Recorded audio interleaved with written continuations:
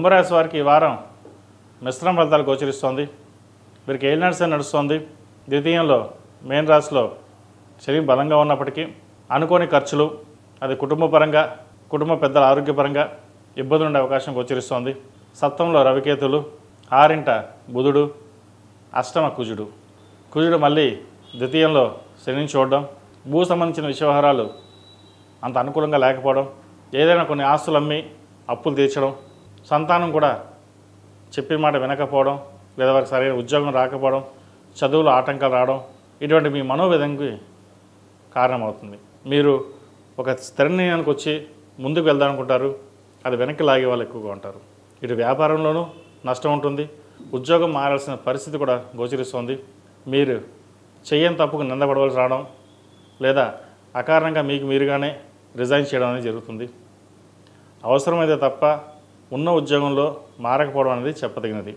Resignation చేసడం 2 నిమిషాలు, కానీ రావడం చాలా కష్టం. ప్రస్తుత పరిస్థితుల్లో ఉద్యోగరీత్యా కాన్సన్ట్రేషన్ చేయడం అనేది చెప్పదగినది. భార్యాభర్తల మధ్య విభేదాలు లేకుండా చూసుకోవాలి. సప్తమంలో కేతు, రవికేతువులు, అష్టమ కుజుడు. వివాహ సంబంధించిన విషయవహారాలు ఆలస్యం అవడం, ఒక సంబంధం చేతి దాకా వచ్చి చేజారిపోతుంది. తృతీయ దశమాధిపతి కుజుడు అష్టమంలో ఉన్నారు. ఇంకా ఏముంది, సంబంధం వచ్చేసింది, చక్కగా ఉంది, ఇంకా ముందుకు వెళ్ళిపోవచ్చు అనే తరుణంలో సంబంధం చేజారిపోతుంది. అయితే ఏం జరిగినా మన మంచికి అనుకోండి. గురువు కుంభరాశిని చూడడం, శుభగ్రహ దృష్టి కుంభరాశి మీద ఉంది కాబట్టి ఒక మంచి అవకాశాలు రావడం కూడా చెప్పచ్చు. మీరు ఎన్ని ప్రయత్నాలు చేసినా భవ సంకల్పం అనేది ఉండాలి. ఎంత కష్టపడి సంబంధం వచ్చింది, చక్కగా పిల్లలు వివాహం చేద్దాం అనుకుంటారు, అది వెనక్కి వెళ్ళిపోవడం, అది కారణాలు లేక మనోవేదన గురవడం. అయితే ఏవి కారణాలు లేకుండా ఏది ఉండదు, అది ఏటో భగవత్ సంకల్పం తెలియాలి.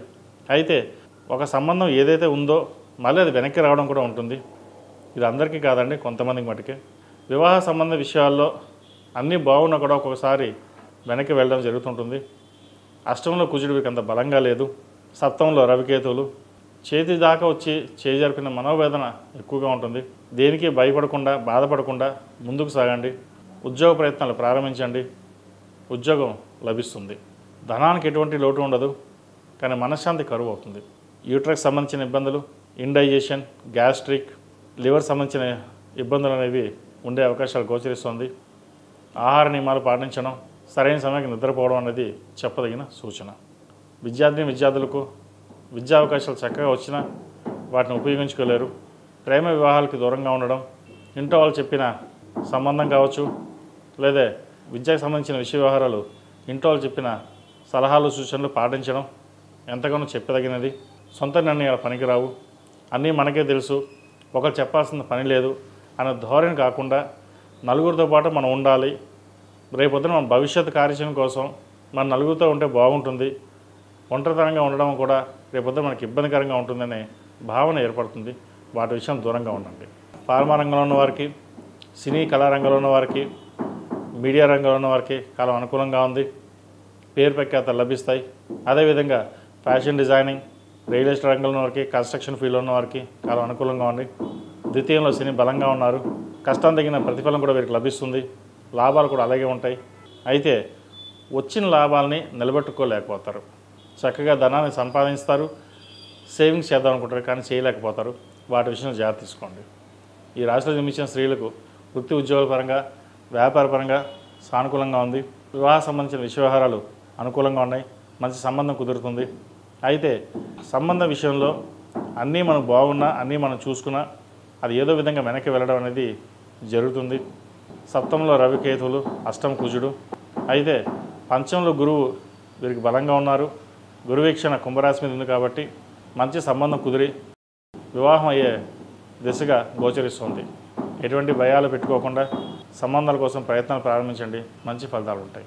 ఈ రాశిలో మించిన వారికి కలిసి వచ్చే సంఖ్య 2, కలిసి వచ్చే రంగు నావీ బ్లూ. ఏదైనా పని మీద బయటకు వెళ్ళినప్పుడు శనివారం కానీ సోమవారం కానీ వెళ్ళండి, మంచి ఫలితాలు ఉంటాయి. అదేవిధంగా ఈ రాశి వారు ప్రతినిత్యం ఓం నమః శివాయతో దీపారాధన చేయడం, శనీశ్వరుడికి తైలాభిషేకం చేయడం, అదేవిధంగా వెంకటేశ్వర స్వామి వారి కళ్యాణం చేయించడం చెప్పదగిన సూచన. ముఖ్యంగా వివాహం కానీ వాళ్ళు ప్రతి ఒక్కరూ శ్రీశైలంలో శివపార్వతుల కళ్యాణం, తిరుపతిలో వెంకటేశ్వర స్వామి కళ్యాణం చేయించడం చెప్పదగినది. ఏమైనా సంబంధాలు ఉంటే వెనక్కి వెళ్ళడం, ఇటువంటి లేకుండా మంచి సంబంధం కుదురుతుంది. ePoojaStore.in పసుపు కుంకుమ నుంచి దేవతా విగ్రహాల దాకా అన్ని రకాల పూజలు, వ్రతాలు, వివాహం, గృహప్రవేశం, హోమాది శుభకార్యాలకు కావలసిన పూజా సామాగ్రి అంతా ఒక్క క్లిక్తో మీ ఇంటి వద్దకే. నేడే ఆర్డర్ చేయండి మీ ePoojaStore.in లో. One stop for all pooja needs.